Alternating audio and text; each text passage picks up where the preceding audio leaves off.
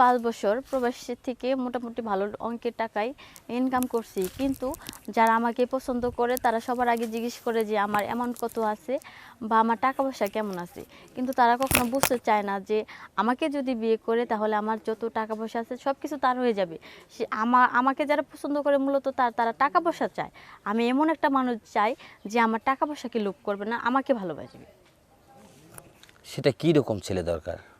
মানে মনটা তো সকলেরই ভালো প্রথম প্রথম দেখাবে, তারপরে তো আবার যদি হ্যাঁ, আমার এরকম একটা ছেলে দরকার, সে আমার টাকা পয়সা চাবে না এবং আমাকে সবসময় ভালো রাখার চেষ্টা করবে।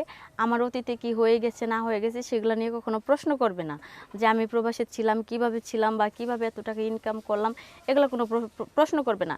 কারণ যারাই প্রবাসে থাকে তারা যে সবাই মানে খারাপ কাজে লিপ্ত হয় এটা না।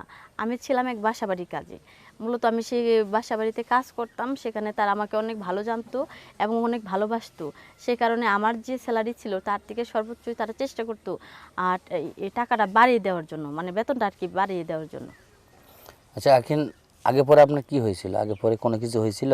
হ্যাঁ, আগে পরে হয়েছিল বলতে আমি প্রথম যে ছেলেটাকে ভালোবেসে বিয়ে করি সে ছিল হচ্ছে নেশাখোর, জুয়াখোর, এই সমস্ত জিনিস নিয়ে সে সবসময় মেতে থাকতো।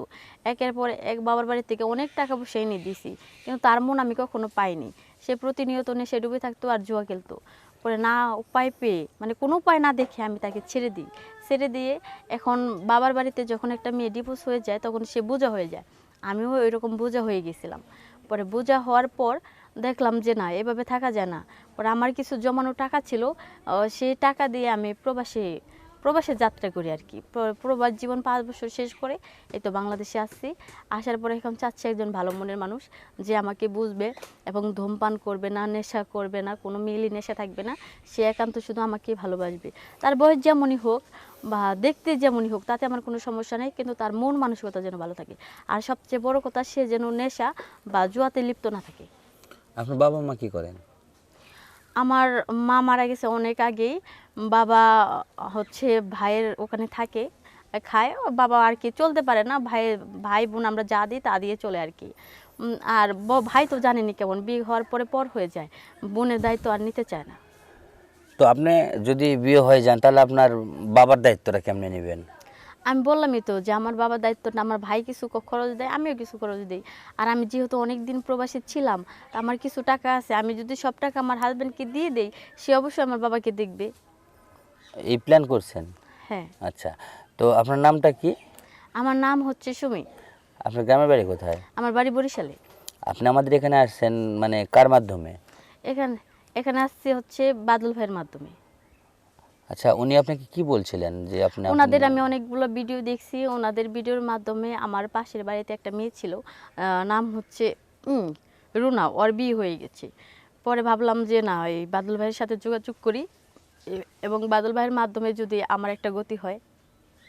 এই জন্য আপনি তার সাথে আসছেন না? হ্যাঁ, তো এখন আগে পরে আপনার যা হয়েছে হয়েছে, এটা নিয়ে জানার দরকার নেই, কারণ সবাই শুনছে জানছে। তো এখন আপনার সাথে যোগাযোগ করতে হলে কিভাবে যোগাযোগ করতে হবে?